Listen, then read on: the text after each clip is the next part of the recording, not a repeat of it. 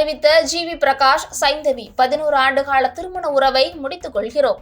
இசையமைப்பாளரும் நடிகருமான GV Prakash Kumar தன் காதலியான பாடகி சைந்தவியை கடந்த 2013ஆம் ஆண்டு காதல் திருமணம் செய்து கொண்டார். இவர்களுக்கு கடந்த 2020ஆம் ஆண்டு ஒரு பெண் குழந்தை பிறந்துள்ளது. தமிழ் சினிமாவில் இவர்கள் இருவரும் சேர்ந்து பாடிய பாடல்களுக்கு ரசிகர்கள் மத்தியில் அமோக வரவேற்பு கிடைத்தது. தமிழ் சினிமாவில் தங்களுக்கென்று ஒரு தனி அடையாளத்தை இருவரும் அடைந்திருந்தனர். சமீபத்தில் திருமண நாளை இருவரும் மகிழ்ச்சியாக கொண்டாடினர். இந்த நிலையில்தான் சமீப காலமாக இருவரும் விவாகரத்து செய்ய உள்ளதாக செய்திகள் வந்த வண்ணம் இருந்தது. ஜிவி பிரகாஷ்குமாரும் சைந்தவியும் கருத்து வேறுபாடு காரணமாக கடந்த 6 மாதமாக பிரிந்து வாழ்ந்து வந்ததாகவும் சொல்லப்பட்டது. இந்த நிலையில் 11 ஆண்டு காலம் ஒன்றாக சேர்ந்து வாழ்ந்த நிலையில் தற்போது இருவரும் பிரிய இருப்பதாக அதிகாரப்பூர்வமாக அறிவித்துள்ளனர். இது குறித்து தன்னுடைய சமூக வலைதள பக்கத்தில் பதிவிட்டுள்ள ஜிவி பிரகாஷ், ஆழ்ந்து யோசித்த பின்னர் நானும் சைந்தவியும் பிரிய முடிவெடுத்துள்ளோம். இருவரின் மனநிலையை கருத்தில் கொண்டு பரஸ்பர மரியாதையை மனதில் வைத்தே இந்த முடிவை எடுத்துள்ளோம். ரசிகர்கள், பத்திரிகையாளர்கள் எங்களின் இந்த தனிப்பட்ட முடிவை மதித்து புரிந்து கொள்ளுமாறு கேட்டுக்கொள்கிறோம். இருவரும் பிரிவதை தெரிவிப்பதோடு இந்த முடிவே சிறந்தது என நாங்கள் உறுதியாக நம்புகிறோம்.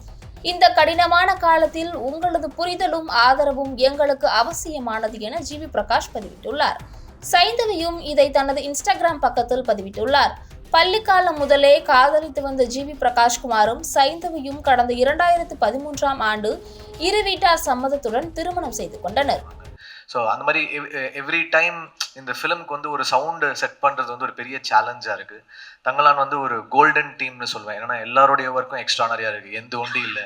Art director, costume, assistant directors எல்லாருமே வந்து have cameraman, every one have done their best. So இது எல்லாருடைய பெஸ்ட் ஷோ கேஸாக இருக்கும்னு நினைக்கிறேன் நான் இந்த ஃபிலிமு.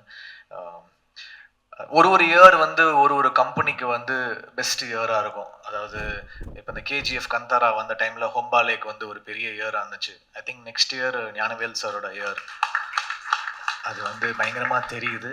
அது அது நான் ஃபீல் பண்ணுறேன் சார். கண்டிப்பாக நெக்ஸ்ட் இயர் உங்களோட இயர் தான் சினிமாவில். அப்புறம் விக்ரம் சாருடைய work is extraordinary in this film. அவர் எல்லா படத்துக்குமே மெனக்கெடுவார். பட் அதுக்கான கதைக்களம் வந்து இன்னும் ஒரு சேலஞ்சை கொடுத்துருச்சு அவருக்கு. ஒரு இந்தியாவுடைய கிறிஸ்டியன் பேல் மாதிரி ஒன்று பண்ணுறாரு. அவர் பயங்கரமாக பண்ணியிருக்காரு. கண்டிப்பாக வேர்ல்டு லெவல் ரெக்கக்னிஷன் அவருக்கு கிடைக்கும் இந்த படத்தில். என்னெல்லாம் எல்லாமே அவருக்கு கிடச்சிருக்கு. என்னெல்லாம் மிஸ் ஆச்சோ எல்லாமே சேர்த்து இந்த படத்தில் உங்களுக்கு கிடச்சிரும் சார். ஸோ ரஞ்சித் சார் ஒரு ஃபிலிமும் வந்து அவருடைய ஸ்டாண்டர்ட் வந்து அந்த ஃபிலிம்க்கு ஏற்ற மாதிரி அவருடைய ஷார்ட் கோரியோகிராஃபி, அவருடைய டிரெக்ஷன் வந்து எக்ஸ்ட்ரானரியாக இருக்குது. ஒரு படத்துக்கு ஒரு லெவல் மேலே போயிட்டே இருக்காரு. I can see it. ஒரு ஃபிலிம் பார்க்கும்போதும் அவர் ஒரு ஷார்ட் காலிங்கும் ரொம்ப நல்லா இருக்குது.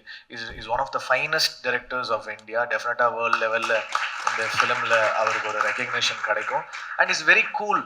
யூஸ்வலாக சில பேர் கூட ஒர்க் பண்ண ரொம்ப பதட்டமாக இருப்பாங்க, கன்ஃபியூஸ்டாக இருப்பாங்க, இல்லை நம்மளை வந்து கன்ஃபியூஸ் பண்ணிடுவாங்க. அவர் ரொம்ப கூல், ரொம்ப தெளிவாக சில்லாக ஒரு எப்படி சொல்கிறது, தோனி மாதிரி இருக்கார். அவர் கூலாக இருக்கார்.